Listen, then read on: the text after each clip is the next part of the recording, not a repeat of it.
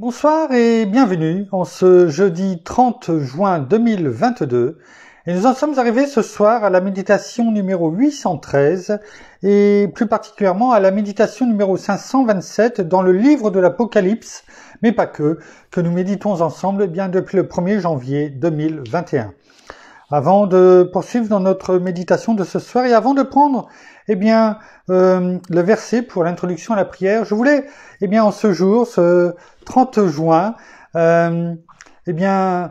ensemble, parce que je remercie déjà tous ceux qui nous ont fêté notre anniversaire de mariage, 32 ans, ce n'est pas rien, et avec mon épouse qui est en face, je voulais lui redire, personnellement, même si je lui ai dit plusieurs fois déjà dans la journée, que ces 32 ans, je ne les ai pas vus passer, que les mots même ne suffiraient pas à décrire ces 32 années passées à ses côtés, et comme le disait quelqu'un, et j'espère même encore beaucoup plus, que les 32 prochaines années seront encore plus merveilleuses, parce que nous avons mûri, parce que nous avons appris, et nous avons surtout appris à marcher avec notre Seigneur qui est avec nous depuis 31 ans, 91, et donc nous avons pu voir et expérimenter que même si ce n'est pas un long fleuve tranquille, même si nous devons apprendre à nous remettre en question, à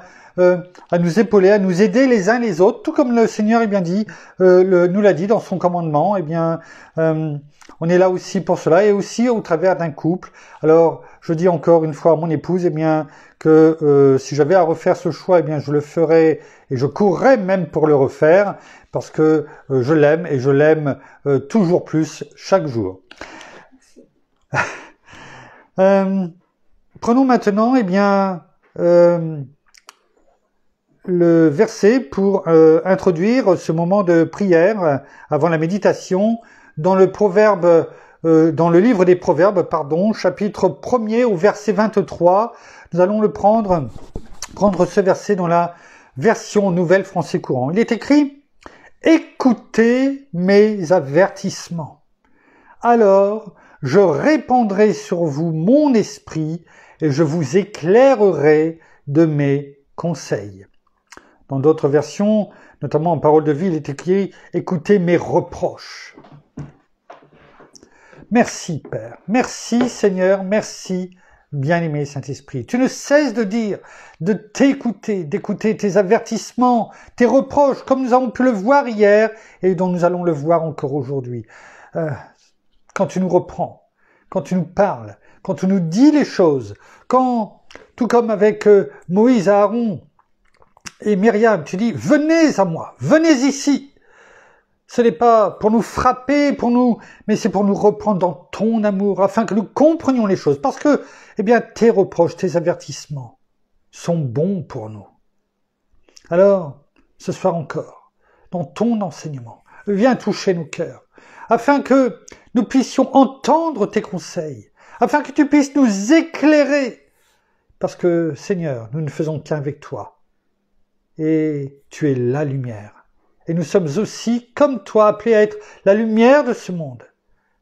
Alors, tu nous éclaires déjà. Sachons simplement diriger nos yeux, nos regards dans les endroits éclairés de notre vie et dans ces endroits que tu nous éclaires, plutôt que de regarder à droite ou à gauche. Que cela soit pour ta gloire, Père, dans le nom de Jésus. Merci, bien-aimé Saint-Esprit. Amen.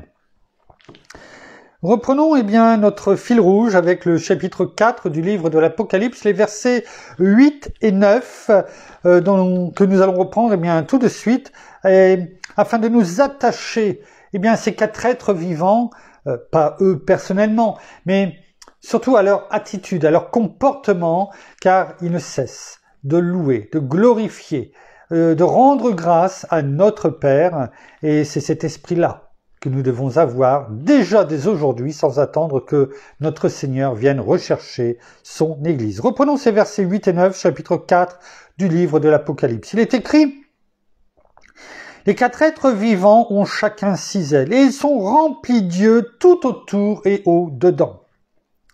Ils ne cessent de dire jour et nuit, c'est-à-dire sans repos, sans arrêter, Saint, Saint, Saint est le Seigneur, Dieu, le Tout-Puissant, qui était, qui est et qui vient. Verset 9. Et quand les êtres vivants rendront gloire et honneur et action de grâce à celui qui est assis sur le trône, c'est-à-dire là, ici, il est parlé de notre Père, du Dieu Tout-Puissant, à celui qui vit au siècle des siècles. Amen. Et sans oublier, bien entendu, comme on le dit à chaque fois, notre Seigneur qui règne et qui est assis à la droite de notre Père et qui règne, et qui a tout entre ses mains, parce que notre Père en a décidé ainsi. Alors, reprenons la continuité, la suite de ce que nous avions vu hier dans Nombres, livre des Nombres, chapitre 12. Nous avions vu notamment versets 3 et 4, on les reprend juste vite fait. Or, Moïse était un homme, après la critique de Myriam et Aaron, pour prendre l'ordre que nous donne la parole. Il est écrit au verset 3 et 4, Or, Moïse était un homme très humble, plus qu'aucun être humain sur la face de la terre. Je vous laisse aller réécouter ce que nous avons dit hier à ce sujet. Soudainement, comme un effet de surprise, c'est ce que nous avions vu hier, l'Éternel dit à Moïse, à Aaron et à Myriam, l'ordre est de nouveau remis à sa place. Sortez, vous trois, vers la tente de la rencontre. Ils sortirent tous les trois. Pourquoi ? Tout simplement, un peu comme on vient de prier également, c'est un avertissement. Ils le savent. Ils savent que c'est un avertissement parce que déjà Myriam et Aaron savent ce qu'ils ont fait, ce qu'ils ont dit. Moïse sait, lui, comment il s'est comporté de façon fort humble, fort patient. Tout cela, on l'a vu hier. Je vous laisse aller réécouter. Donc lui, il sait qu'il n'a rien à craindre, je dirais presque, parce que son cœur, était tout simplement dans la présence de Dieu et il savait tout simplement que Dieu ferait les choses tout simplement, que ce n'était pas à lui d'agir. Et les trois savaient très bien que si Dieu leur demandait de venir, c'est qu'il y avait quelque chose à dire. On va prendre le verset 5. L'Éternel descendit dans la colonne de nuée et se tint à l'entrée de la tente. Il appela Aaron et Myriam, simplement. Il appela Aaron et Myriam. Il est intéressant de voir que c'est Myriam et Aaron au début du chapitre 12, parce que, on l'a expliqué, c'est, Myriam qui a dû commencer les critiques et Aaron a suivi, tout comme avec Ève et Adam. Mais ici, tout comme également, avec Adam et Ève, l'Éternel est venu parler à Adam, qui bien sûr a mis les reproches sur Ève. C'est toujours plus facile de mettre les reproches sur les autres et de ne pas dire oui, tout simplement oui, c'est vrai, Père, je suis tombé, voilà, c'est toujours plus facile de remettre les fautes sur les autres et ainsi de se croire à l'abri. Mais ici aussi, on voit que notre Père appelle d'abord Aaron et Myriam, bien sûr dans la foulée, qui s'avancèrent tous les deux. Lisons le verset numéro 6 également. Il dit, notre Père, le Dieu Tout-Puissant, « Écoutez bien mes paroles. » On parle ici, et automatiquement quand notre Père dit ceci, c'est quand il dit « écoutez bien mes paroles », ou Exode 15 au verset 26, on l'a entendu, et malheureusement le peuple, tout le monde l'a entendu, mais le peuple ne l'a pas entendu. Et c'est ce pourquoi nous faisons ce grand voyage avec le peuple d'Israël et Moïse, parce que s'ils avaient écouté, mis en place, mis en pratique, ce que la parole de Dieu disait dans Exode 15 verset 26, nous n'en serions peut-être pas là aujourd'hui. Quand je dis aujourd'hui, en train de lire ces paroles dans le livre des Nombres au chapitre 12. Pourquoi ? Parce que tout simplement, ils n'ont pas écouté attentivement. Alors, notre Père ici, à nouveau redit, mais là à Aaron et à Myriam, écoutez bien mes paroles. Sous-entendu, je vais vous donner des conseils. Je vais vous donner un avertissement. Je vais vous faire des reproches, tout comme nous l'avons prié. Mais quand notre Père veut nous faire des reproches, en tout cas nous donner des avertissements, c'est pour notre bien, c'est pour nous faire avancer. C'est pas simplement pour nous taper, c'est pour que nous changions de direction et que nous revenions vers la voie droite. On en a parlé un petit peu hier.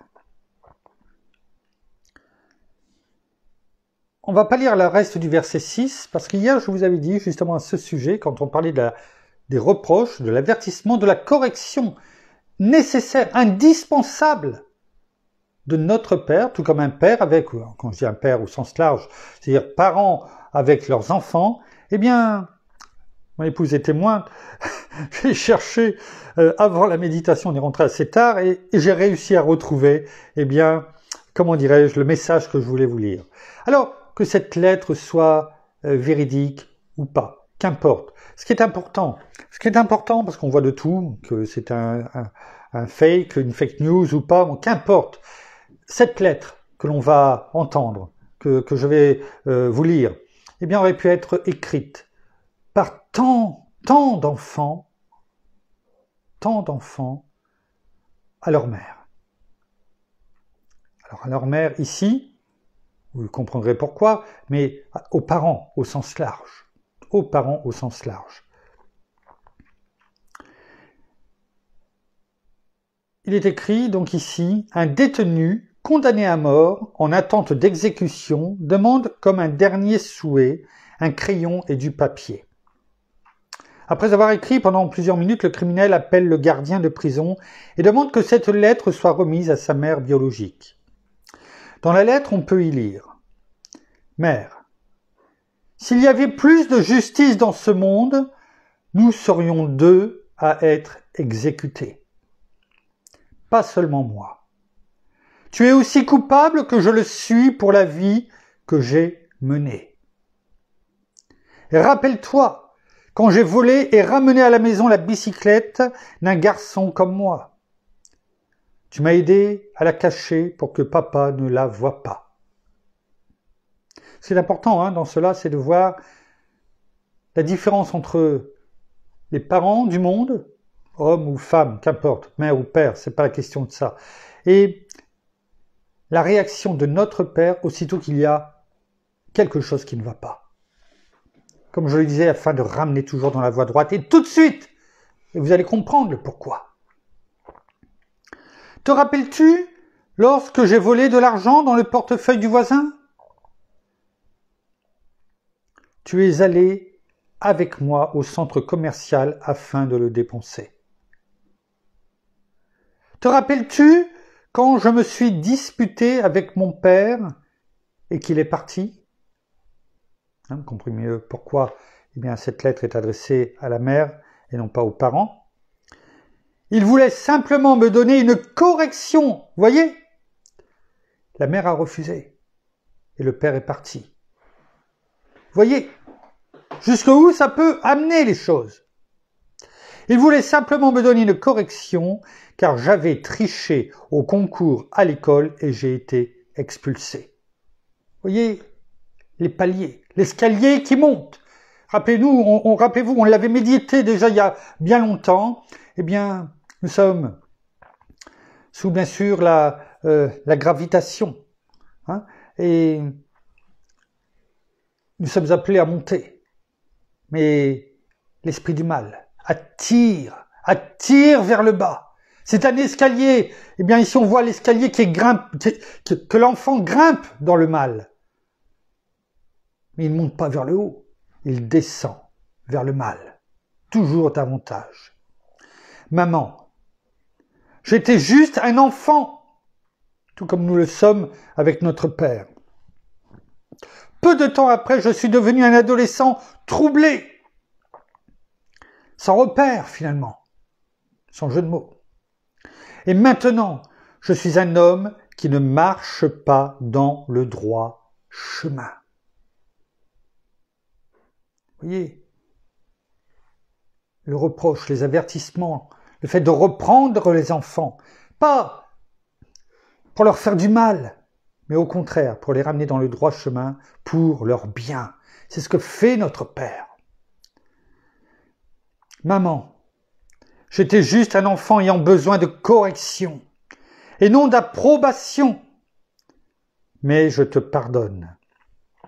Maman, je veux que tu montres cette lettre au plus grand nombre de parents dans le monde, pour qu'ils sachent que ce qui rend toutes les personnes, bonnes ou mauvaises, c'est l'éducation.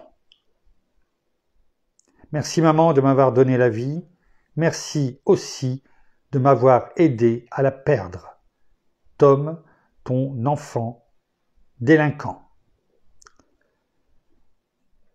C'est accompagné notamment d'un verset que l'on trouve dans Proverbes chapitre 13, verset 24, où il est écrit « Qui refuse de châtier son fils ne l'aime pas. Celui qui l'aime le corrigera de bonne heure. » On voit ici, au travers de ce partage, de cette histoire, eh bien, la différence entre le monde, la correction ou pas du monde, et surtout, eh bien, la correction de notre Père. Il n'attend pas. S'il y a quelque chose qui ne va pas, eh bien, il vient toujours tout de suite remettre les choses à leur place. Après, est-ce que nous l'entendons? Est-ce que nous l'écoutons? Ça, c'est autre chose.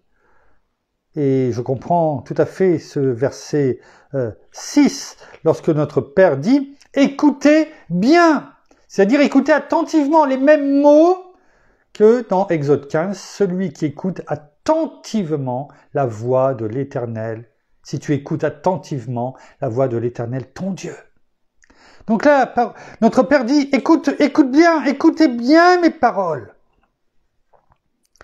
Lorsqu'il y aura parmi vous un prophète, c'est dans une vision que moi, l'Éternel, je me ferai connaître à lui, c'est dans un songe que je lui parlerai. À travers de ce verset 6, la fin de ce verset 6, eh bien, notre Père dit,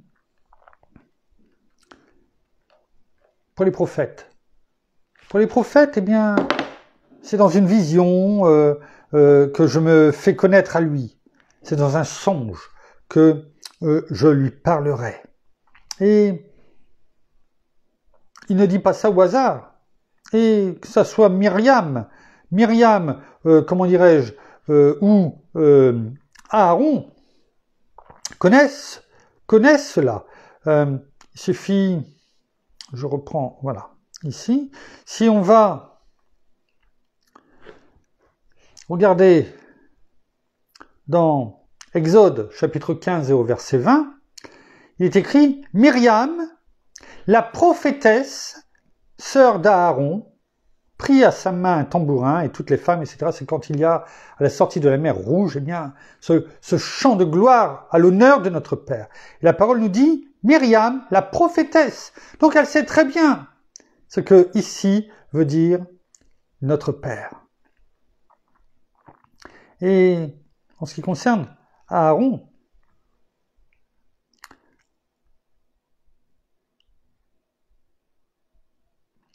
je vais essayer de retrouver la référence.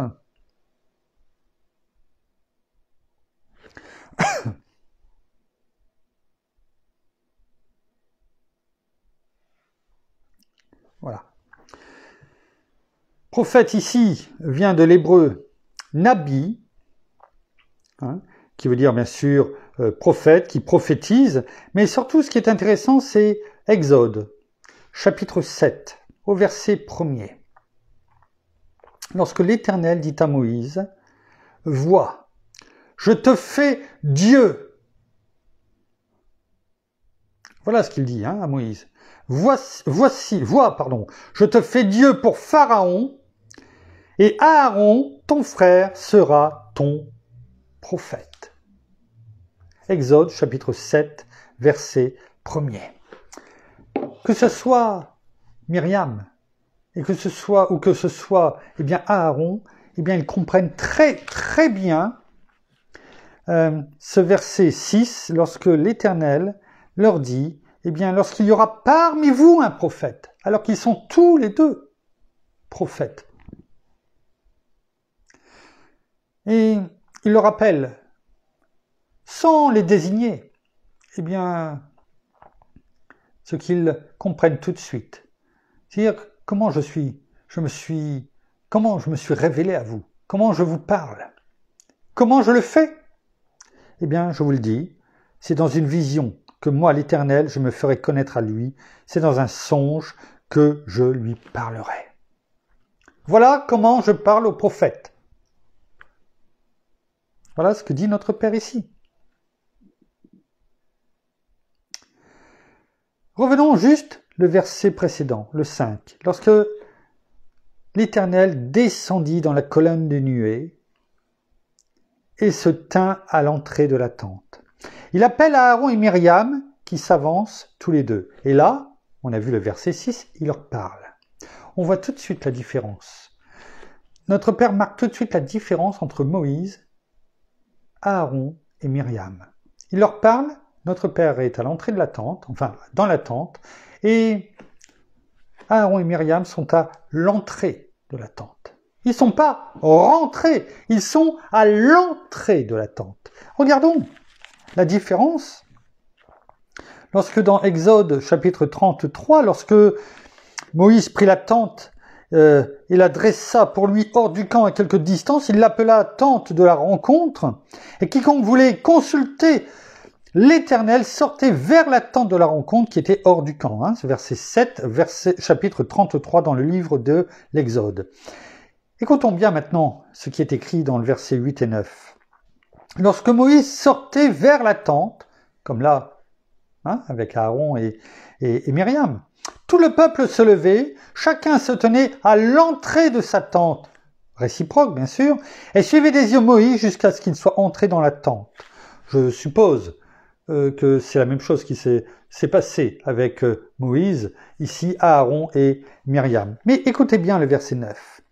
Lorsque Moïse entrait dans la tente, voyez tout de suite la différence entre Aaron et Myriam qui étaient à l'entrée de la tente, donc devant la tente, alors qu'il est écrit ici, lorsque Moïse entrait dans la tente, la colonne de nuée descendait et s'arrêtait à l'entrée de la tente, et l'Éternel parlait avec Moïse. L'Éternel parle avec Moïse dans la tente. Alors que là, il parle avec Aaron et Myriam, notre Père, lui, dans la tente, et Aaron et Myriam, eh bien, parlent tout simplement à l'extérieur de la tente. On voit tout de suite la différence.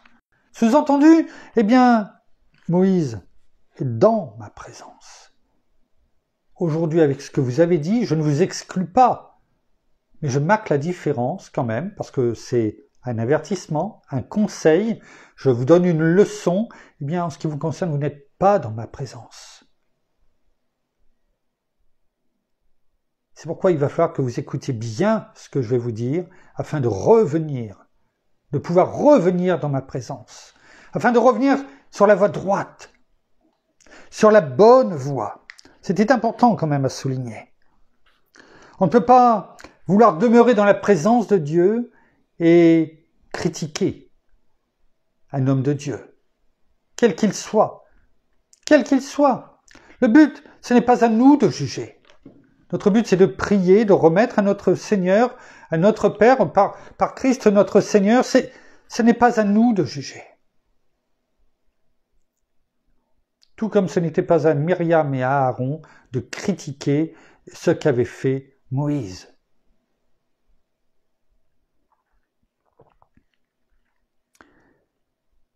Pourquoi notre Père a dit ceci dans ce verset 6, comme quoi, eh bien, envers les prophètes, c'est dans une vision que moi, l'Éternel, je me ferai connaître à lui, et c'est dans un songe que je lui parlerai? Eh bien, la réponse vient tout de suite. Au verset 7, on ne va pas, je vais vous la donner, parce que sinon on ne comprendrait pas pourquoi on s'arrête là, mais on prendra le temps, eh bien, de revenir dessus demain. Il n'en est pas ainsi de mon serviteur Moïse. Vous voyez la différence entre dehors et à l'intérieur. Dans la présence ou à l'extérieur de la présence. Même si c'est à la limite, même si on peut toucher. Mais la différence, c'est que tu n'es pas dedans. Tu es à l'extérieur. Tout comme lorsque la porte sera fermée, eh bien une porte, c'est plus ou moins épais, mais la différence, c'est quand tu te trouves à l'intérieur de la maison, ou lorsque tu te retrouves sur, eh bien, comment dirais-je, à l'extérieur de la maison. Il n'y a qu'une porte qui sépare. Et lorsque la porte sera fermée, eh bien, la différence, c'est que l'Église aura été appelée, et parce que notre Seigneur, eh bien, sera venu chercher son Église, alors que, eh bien, les autres resteront sur la terre. Voyez la différence. Donc, ce n'est pas à prendre à la légère. On peut être à l'entrée de la tente, et à l'extérieur, ou être à l'entrée de la tente, mais à l'intérieur. Ça fait quand même une sacrée différence. Donc, ici, eh bien, au verset 7, la réponse de notre Père à cela, il dit « Il n'en est pas ainsi de mon serviteur Moïse, il est fidèle dans toute ma maison. » Sous-entendu, on s'arrêtera là, eh bien, avec Moïse, c'est tout autre chose. C'est tout autre chose. Il n'en est pas ainsi. C'est-à-dire que je ne me révèle pas de la même façon qu'avec les prophètes. Sous-entendu, eh bien, avec vous, Myriam et Aaron. Pourquoi ? Parce qu'il est fidèle. Moïse, il est fidèle dans toute ma maison. C'est-à-dire l'entièreté. Dans tout ce que je lui ai confié, il est fidèle. Oui, il peut avoir des moments de détresse, où il n'est pas bien, où il ne sait plus où il en est. Malgré tout, si notre Père dit, eh bien, qu'il est fidèle dans toute ma maison, c'est qu'il l'est. Donc, ne laissons pas l'ennemi, si par moment, eh bien, nous avons un accroc, ou une baisse de régime, comme on peut dire, eh bien, cela ne veut pas dire que nous ne sommes plus fidèles dans la maison, en tout cas dans notre maison, en tout cas dans ce qui nous a été confié. Ça aussi, eh bien, c'est bon à entendre, c'est un bon conseil, c'est la parole de Dieu qui est claire, comme on l'a demandé en priant, comment dirais-je, en début de méditation, et ça fait du bien, parce que on a besoin aussi d'entendre cela. Les reproches, les avertissements, parce que rappelez-vous ce que nous avons dit, alors je répandrai sur vous mon esprit, tout comme il l'a fait avec Moïse, et je vous éclairerai de mes conseils. Nous avons tellement besoin que notre Père, notre Seigneur, notre bien-aimé Saint-Esprit nous éclaire de tous les conseils eh bien, qu'il a à nous donner. Car c'est ainsi que nous serons toujours dans la voie droite. Merci Père, merci Seigneur, merci bien-aimé Saint-Esprit, pour tout ce que tu nous as permis encore de vivre aujourd'hui, tout ce que tu nous as permis encore eh bien, de comprendre, que cela eh bien, soit gravé sur les tables de notre cœur à toujours, afin que nous puissions, nous aussi, eh bien, être ces porteurs de lumière, tout comme la parole l'est pour nous au quotidien. Nous terminons par la prière. Seigneur, merci encore et bien ce soir pour ta présence. Merci encore, Père, tout ce que tu nous montres à travers la parole chaque jour et surtout tout cet enseignement que tu nous donnes jour après jour. Merci encore pour toutes ces bénédictions, merci encore pour toute ta bonté, ta compassion, mais aussi ta fidélité. Et que nous aussi, eh bien, nous soyons ces enfants non seulement obéissants, fidèles, tu nous demandes d'être droits, d'être intègres, d'être justes et surtout, eh bien, d'avoir cette même compassion et ce même amour que toi tu as pour chacun de tes enfants, que nous l'ayons bien sûr pour notre famille, notre conjoint, que ce soit nos frères et sœurs, mais aussi pour tous ceux qui encore aujourd'hui, eh bien, ne te connaissent peut-être pas. Que nous ne portions pas de jugement, mais que nous te laissions faire simplement ce que tu as à faire dans les cœurs et que tu touches toutes ces personnes qui sont autour de nous, qui ne te connaissent pas encore et qui ont tout simplement besoin d'être éclairées, d'être délivrées. Alors merci pour toute l'œuvre que tu fais dans le cœur de toutes ces personnes qui, au jour d'aujourd'hui, veulent bien ouvrir la porte de leur cœur et t'accepter, Seigneur Jésus, comme le Sauveur et Seigneur de leur vie. Alors oui, merci afin que, oui, vraiment, nous ayons cette fidélité jour après jour. Soyez tous abondamment bénis, frères et sœurs, dans le nom de notre Seigneur Jésus-Christ. Amen. Amen. Voilà, ainsi s'achève la méditation de ce soir. Nous vous bénissons abondamment de toutes les bénédictions spirituelles dans les lieux célestes en Christ. Nous saluons nos amis au Québec, au Canada, en francophonie, en France et tout autour de chez nous. Et nous vous souhaitons à toutes et à tous une excellente fin de journée, pour certains de soirée, en tout cas de nuit, même peut-être déjà pour d'autres. En tout cas à toutes et à tous une excellente nuit de repos dont nous avons bien besoin, dans la paix de notre Seigneur Jésus-Christ, qui nous la donne abondamment. Et nous vous donnons rendez-vous demain, en fin de journée, enfin bon, on vous fera passer un petit message en tout cas pour la suite de la méditation avec le peuple d'Israël et de Moïse. Et en attendant, de vous retrouver demain, nous vous bénissons abondamment. Alors mon épouse est restée à côté, donc c'est qu'elle a sûrement quelque chose à dire. Je lui repasse le micro. Voilà, donc comme Frédéric l'a fait en tout début de méditation. C'est pas une obligation. Hein? Non, c'est pas une obligation du tout. Non, je partage. Donc il n'y a pas de raison. Donc voilà, oui, effectivement, je voulais souhaiter aussi un joyeux anniversaire de mariage aussi. Alors il y a pas longtemps, oui, non, j'étais en train de réfléchir, ça faisait. Voilà, il y avait ton anniversaire et là l'anniversaire de mariage à quelques jours près. Donc voilà, joyeux anniversaire de mariage, s'il est vrai. 32 ans de vie commune et 6 beaux enfants, bien sûr les petits-enfants. Je l'avais oublié alors que c'est aussi autant important. 6 beaux enfants, 5 filles et un garçon. Tout à fait. Hein, notre fils préféré, comme je dis toujours. Hein, et aujourd'hui, 4 petits-enfants aussi. Voilà. Un 5e qui est prévu pour la fin d'année. Voilà. Donc voilà. Tout cela, donc, plein de bonnes choses. En 32 ans. De vie commune et à 3 avec notre Seigneur qui est là en permanence avec nous, qui conduit toutes bonnes choses. Voilà, donc joyeux anniversaire et merci bien sûr à tous ceux qui nous ont envoyé des messages. Je vous remercie énormément et soyez tous abondamment bien bénis. À très vite. À très vite. Voilà, donc soyez abondamment bénis. À demain. Au revoir.